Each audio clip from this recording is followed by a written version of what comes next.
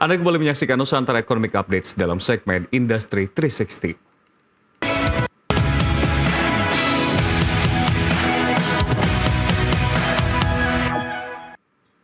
Transportasi publik ini bukan lagi sekedar soal memindahkan orang dari satu titik ke titik lain, tetapi juga tentang membentuk pola mobilitas, efisiensi kota hingga masa depan lingkungan hidup. Di tengah tantangan kemacetan, urbanisasi, dan tuntutan transportasi berkelanjutan, kehadiran LRT menjadi salah satu elemen penting dalam sistem transportasi perkotaan Jakarta.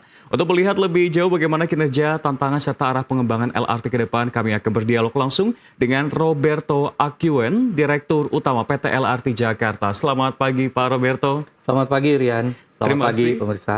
Iya, terima kasih sudah bergabung bersama kami di studio dan menyapa para pemirsa NTV. Ini menjadi sebuah pertanyaan sebetulnya. Kalau saya melihat di sini kan angka di Januari 2026 Pak Roberto, ini angka tak main-main untuk pelanggan atau pengguna dari LRT. 2,7 juta pelanggan. Meningkat signifikan yang sebelumnya 2024 ini 1,2 juta pelanggan. Itu mungkin bisa diceritakan kinerjanya dari LRT Jakarta seperti apa dan apa saja upayanya? Baik, Mas Rian dan pemirsa sekalian, sepanjang tahun 2025 yang lalu dan beberapa bulan di awal tahun 2026 ini, LRT Jakarta senantiasa mampu untuk menjaga kinerja operasionalnya dengan baik. Kita tidak mengalami eksiden apa-apa, jadi zero accident, sehingga operasional kita untuk melayani masyarakat itu bisa berjalan dengan baik. Nah, sebenarnya tambahan jumlah penumpang yang signifikan mulai tahun 2026 ini diekspektasikan karena adanya perluasan jaringan baru dari LRT Jakarta yang selama ini hanya melayani 5,8 km dari Pegangsaan 2 sampai dengan stasiun Velodrome di Rawamangun. Nah, diharapkan nanti pada bulan Agustus atau September apabila semua persiapan lancar, maka akan ada perluasan jaringan sepanjang 6,4 km dari Rawamangun menuju ke Manggarai. Nah, disitulah sebenarnya yang membawa tambahan penumpang yang luar biasa signifikannya bagi operasional LRT Jakarta.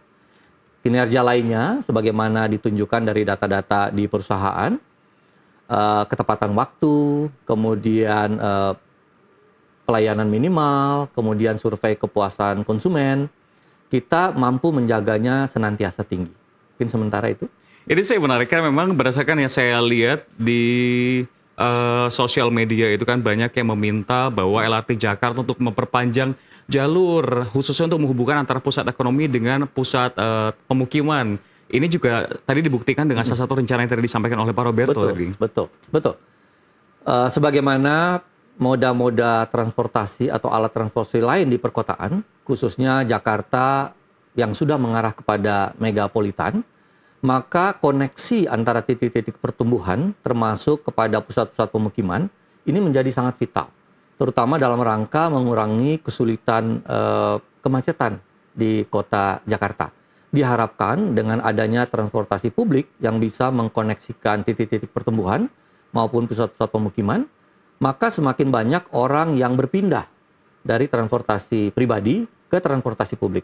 Nah, disitulah titik di mana LRT Jakarta memainkan perannya untuk mengurangi persoalan di Jakarta, khususnya kemacetan, dan sekaligus mendorong peningkatan produktivitas masyarakat dan sektor ekonomi, karena saling terkoneksi dengan mudah. Yang menjadi pertanyaan adalah angka 2,7 juta ini apakah sesuai target dari LRT Jakarta atau memang masih ada yang harus diraih? Sementara satu lagi ini Pak, saya bertanya juga adalah tujuan dari LRT ini kan dibangun untuk mendukung transportasi publik terintegrasi, MRT, Transjakarta, KRL. Apakah cita-cita tersebut menurut Bapak ini sudah terimplementasi dengan baik sejak tahun 2024 hingga sampai saat ini? Iya, baik. LRT Jakarta secara operasional telah beroperasi secara komersial mulai 1 Desember 2019. Untuk tahun lalu, total penumpang yang bisa kita angkut mencapai 1.337.000. Atau dalam kesehariannya dari yang ditargetkan, kita bisa mencapai lebih dari 3.600 penumpang per hari. Jadi kita bisa mencapai target yang lebih banyak. Dengan penambahan jaringan, maka diharapkan jumlah penumpang juga meningkat signifikan. Adapun secara alamiah, sejak awal, LRT Jakarta memang telah terkoneksi dengan moda-moda transportasi lain, minimal Transjakarta. Di setiap stasiun LRT Jakarta saat ini sudah ada koneksi dengan Transjakarta untuk mengantarkan penumpang ke stasiun maupun penumpang yang turun dari stasiun LRT Jakarta menuju tempat-tempat lainnya yang belum ada jaringan LRT Jakartanya. Diharapkan nanti dengan pembangunan pada rute Manggarai, maka konektivitas atau integrasi tambahan bisa ditambahkan dengan komuter lain, dengan MRT Jakarta, dan terus meningkatkan intensitas terkoneksinya dengan Transjakarta.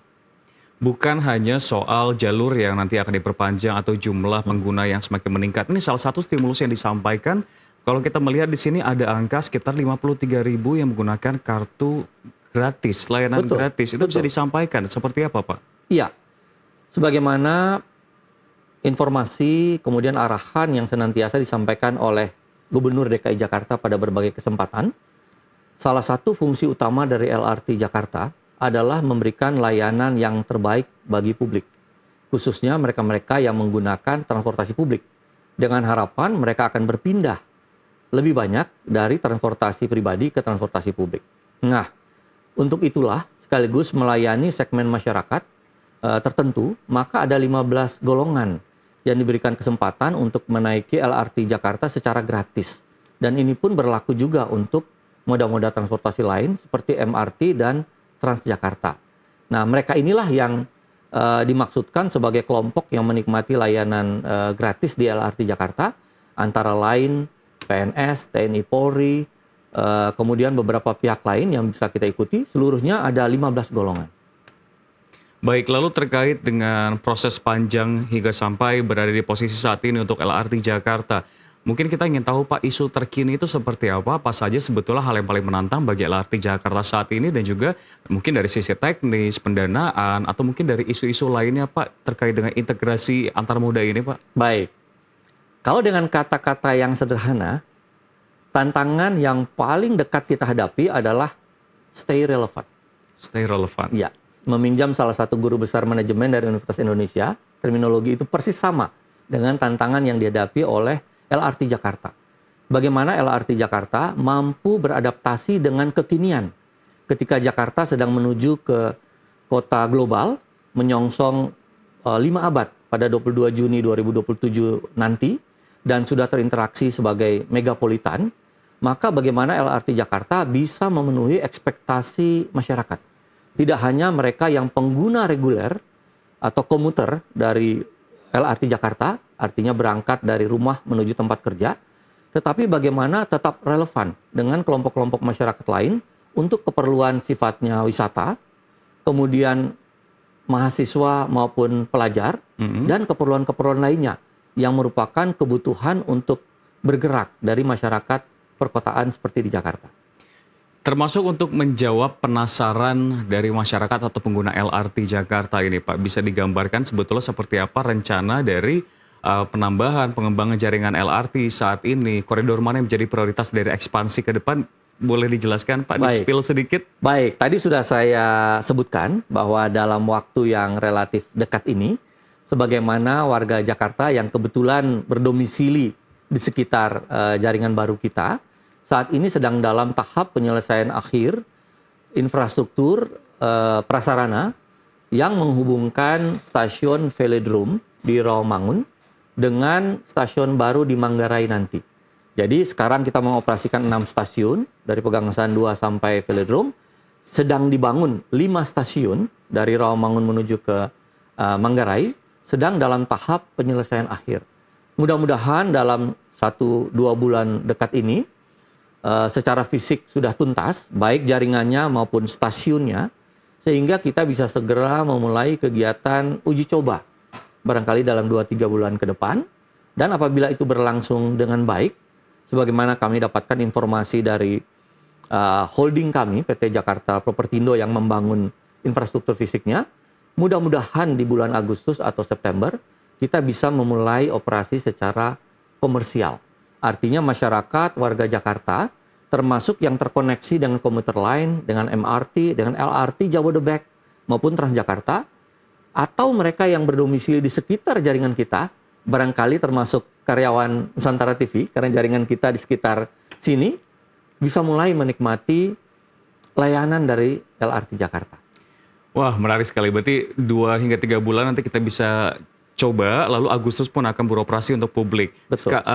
Dan selanjutnya kita ingin tahu sebetulnya, kalau tadi kita membahas dari sisi penumpang, okupansi. Namun ketika kita berbicara mengenai transportasi umum atau publik ini kan juga mendorong dan juga mendompleng perekonomian, pertumbuhan ekonomi. Betul. Bagaimana pandangan dari Pak Roberto sendiri Betul. terkait dengan sisi nilai ekonomi dari LRT Jakarta, bagaimana LRT ini mendorong pertumbuhan kawasan, properti dan pusat ekonomi baru di sekitar stasiun? Iya. Tadi telah saya singgung juga sedikit bahwa harapannya LRT Jakarta ke depan semakin signifikan dalam mendukung bertumbuhnya Jakarta sebagai kota global, bertumbuhnya Jakarta menjadi megapolitan, di mana membutuhkan saling terkoneksi antara titik-titik pertumbuhan maupun pusat-pusat pemukiman. Apa fungsi dari transportasi secara umum?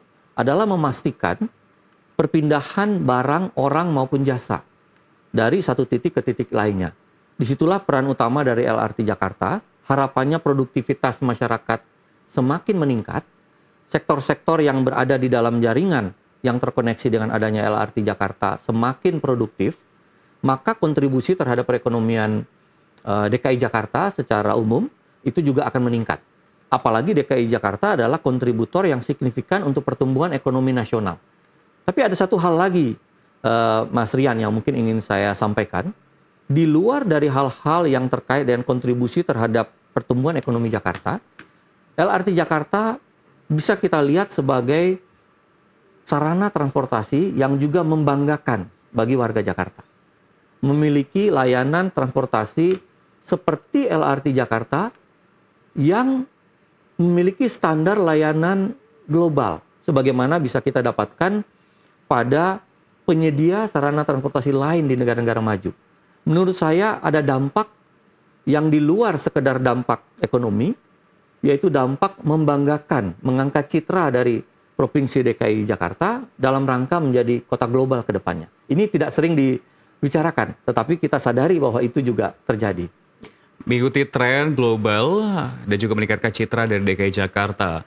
Salah satu tren global ini kan ketika berbicara mengenai transportasi umum juga saat ini fokusnya ke sustainability. Iya. Terkait dengan sesuatu yang hijau. Iya. Menurut Bapak sendiri, apakah dari penerapan dan juga pembangunan LRT Jakarta di masyarakat ini sudah mendukung ke arah sana? Ya. Bisa dijabarkan juga mungkin implementasinya seperti apa di tubuh LRT Jakarta, dan apakah sudah sesuai dengan target untuk memindahkan masyarakat menggunakan transportasi umum dan mengurai kemacetan, Pak? Ya, bersyukur sekali Mas Rian, pemirsa sekalian, bahwa LRT Jakarta secara normatif, secara alamiah, sudah merupakan alat transportasi yang mendukung sustainable development. Mengapa? Karena LRT Jakarta berbasis sumber energi listrik yang dikategorikan sebagai sumber energi hijau. Sehingga sejatinya operasional dari LRT Jakarta sudah merupakan bentuk dari operasional badan usaha hijau. Nah, dalam praktek kesehariannya, tidak hanya terkait dengan kemampuan LRT Jakarta mengurangi emisi karbon dan seterusnya. LRT Jakarta juga secara berkala memberikan laporan mengenai kontribusi terhadap bagian-bagian dari Sustainable Development Goals yang terkait dengan isu-isu hijau. Terlebih dari itu, LRT Jakarta juga berinisiatif untuk mengambil bagian atau menjadi kontributor sebagai tempat urban farming, di mana lahan-lahan LRT Jakarta khususnya di depo, di situ juga Mas Rian suatu waktu kalau berkunjung ke sana, bisa melihat di sana. Kita punya kebun cabai, kita punya kebun sayur-sayuran, dan sebagainya. Sehingga tidak hanya berkontribusi terhadap sustainable development, tetapi juga untuk membantu menjaga inflasi di DKI Jakarta. Lebih jauh daripada itu, teman-teman operasional di LRT Jakarta juga mulai melakukan inovasi-inovasi. Kita memiliki SPKLU buatan sendiri, tempat charging untuk sepeda motor, yang juga dikembangkan sumber energinya dari solar. Meskipun sekarang baru 2 unit dan sudah bisa digunakan, tetapi ini merupakan inisiatif yang baik untuk kedepannya akan terus dikembangkan. Luar biasa sekali, berbagai upaya sudah dilakukan ke arah sustainability sehingga bisa menjadi suatu trademark bagi DKI Jakarta, sebuah kota yang bisa mengikuti standar global. Balik lagi Pak, Saya sempat menyinggung tadi sebetulnya sedikit dan saya juga yakin Bapak sudah menyinggung walaupun memang belum banyak, mungkin bisa digambarkan terkait plan rencana integrasi dari LRT dengan moda transportasi lain seperti apa. Tadi kan sempat menyinggung bahwa sudah terintegrasi dengan Transjakarta. Silakan Pak Roberto. Ya. Selain stay relevan, kolaborasi adalah kata kunci lainnya yang saya kira penting dalam rangka ikut mendukung terkoneksinya pusat-pusat pertumbuhan ekonomi maupun pusat-pusat pemukiman masyarakat agar aktivitasnya berjalan dengan semakin lancar. LRT Jakarta tentunya tidak bisa melakukannya sendiri. Ya, lagi-lagi secara alamiah, sejak awal di setiap stasiun LRT Jakarta sudah terkoneksi dengan jaringan Transjakarta maupun Mikrotrans pada awalnya. Apakah sebagai feeder, pengumpan ke stasiun untuk orang melanjutkan perjalanan dengan LRT Jakarta, ataupun orang dari LRT Jakarta turun di stasiunnya, kemudian melanjutkan perjalanan ke tempat-tempat lainnya yang dilayani oleh Transjakarta maupun Mikrotrans. Kedepannya, dengan beroperasinya nanti 5 stasiun baru ke Manggarai, maka semakin banyak titik-titik integrasi yang terjadi antara LRT Jakarta dengan Transjakarta, termasuk Mikrotransnya, dengan komuter lain, kemudian dengan LRT Jabodebek, dan juga dengan MRT. Berarti semakin banyak orang yang akan terkoneksi untuk memanfaatkan rute-rute ini, semakin banyak orang dari tempat-tempat yang jauh akan bisa ke tempat yang lebih jauh, dan tantangannya adalah bagaimana menciptakan sistem yang terintegrasi. Mas Rian, pemirsa pasti sadar bahwa setiap moda transportasi yang terkoneksi barangkali membawa mulai dari yang konkret tarifnya sendiri-sendiri. Iya. Ya, barangkali membawa sistemnya sendiri-sendiri. Apakah saya sebagai pengguna bisa membeli misalnya tiket sekali jalan? Bundling gitu ya Pak ya? Di mana saya menggunakan LRT Jakarta, kemudian saya lanjutkan dengan MRT. Apakah mungkin? Nah, hal-hal seperti inilah yang barangkali akan menjadi tantangan untuk kita harus berkolaborasi agar ini mungkin kita lakukan ke depannya, termasuk untuk menjangkau kereta bandara. Agar orang yang berada di sekitar lintasan LRT Jakarta, pada waktu dia ingin ke bandara, dia tidak perlu menggunakan lagi transportasi pribadi, bahkan dia tidak perlu menggunakan jalan raya. Karena ingat, LRT Jakarta selalu berada di atas. Iya. Sehingga itu otomatis akan mengurangi demand for transport di jalan raya. Mengurangi kemacetan di jalan raya. Itu kira-kira konteksnya perlunya terintegrasi. Itulah sebenarnya saya tunggu-tunggu Pak terkait dengan transportasi umum khususnya dari LRT Jakarta.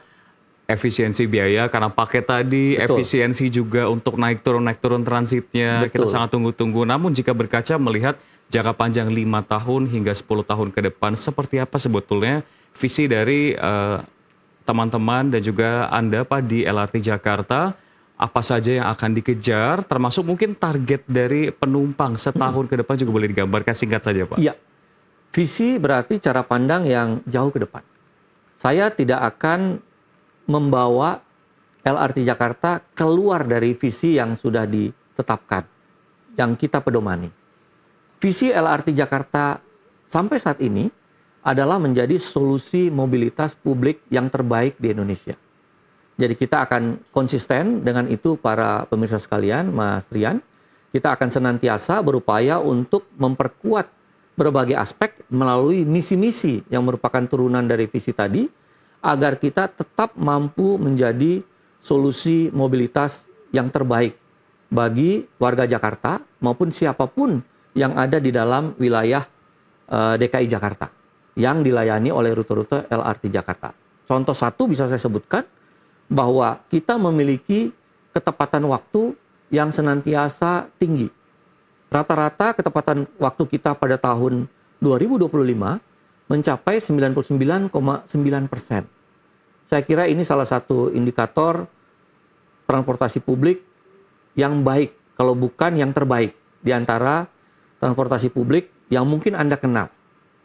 Oleh karena itu, ini akan terus kita jaga, apalagi dengan adanya tambahan penumpang nantinya akan harus kita layani di rute Manggarai. Luar biasa sekali kita telah mendengarkan bagaimana LRT Jakarta ini mengedepankan yang namanya Ketepatan waktu 99%, 99,9% 9%. itu yang paling ditunggu-tunggu dari transportasi umum. Sekali lagi, dialognya sangat menarik. Pak Roberto Akiwan selaku Direktur Utama PT LRT Jakarta. Terima kasih sekali lagi telah bergabung bersama kami Sama-sama, pada Mas. pagi hari ini. Dan pemirsa, informasi tadi sekaligus menjadi penutup perjumpaan kita hari ini. Ekonomi bukan sekedar angka, tapi napas kehidupan kita semua, dari pasar tradisional hingga industri digital, dari rakyat kecil hingga kebijakan besar, semua saling terhubung. Saya Rian Antono, pamit undur diri.